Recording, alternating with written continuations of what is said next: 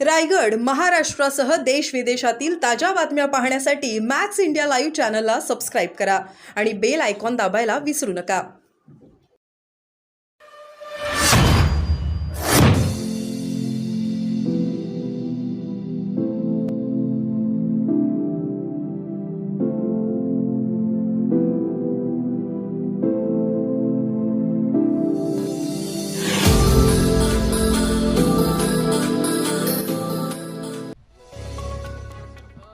महाविकास आघाडीची महत्त्वाची बैठक आहे. बाळासाहेब थोरात पण तुमच्या भेटीला आलेले होते. नेमकं काय कारण? नाही बाळासाहेब थोरातांचं आणि माझं असं ठरलं होतं की आज भेटायचं म्हणून. काँग्रेसमधला असं जे एक आयडलॉग म्हणून असं आम्ही मानतो, त्याच्यामध्ये he is one of the ideologue असं त्याच्यामध्ये आहे. आणि म्हणून बऱ्याच गोष्टी चर्चा होत असतात. अशी तरी परिस्थिती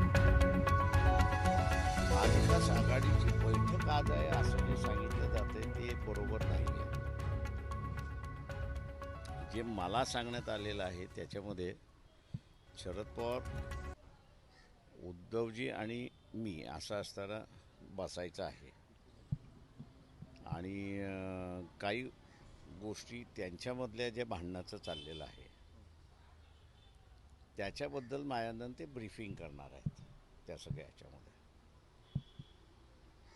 आणि तिथे मग असणारं ते आम्हाला किती स्पेअर करू शकतात, किती न करू शकतात, किंवा त्याच्याबद्दल आम्ही किती हे करणार आहोत याच्यावरती अवलंबून आहे. त्याच्यामध्ये दिस इज माझ्या अंदाजानं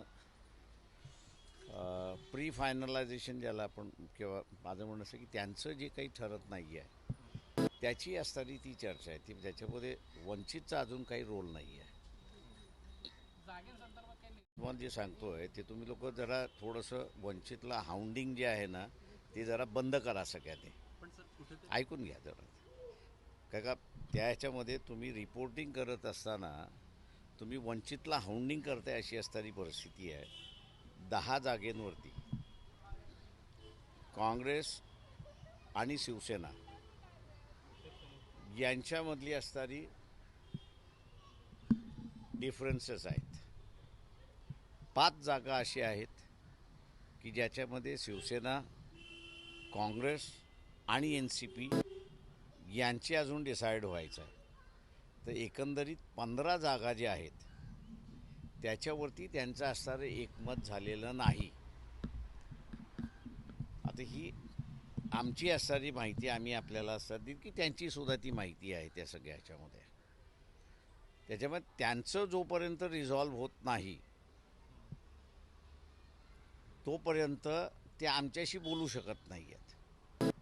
कारण का ह्या 15 जागेंमधली एखादी सीट आम्ही जर मागितली की त्या ह्याच्यामध्ये तर आम्ही बोलायचं कोणाबरोबर. त्याच्यामुळे हा जो तिढा आहे हा त्यांचा तिढा आहे. त्यांचा तिढा सुटत नाही आहे आणि तो सुटल्याशिवाय आमच्याशी बोलणं होऊ शकत नाही अशी परिस्थिती आहे. त्यातल्या सर काही जागा ज्या आहेत त्या आता आजपर्यंत अजूनपर्यंत म्हणजे आज तरी सकाळपर्यंत तो मेसेज आमच्यापर्यंत काही पोचलेला नाही आहे.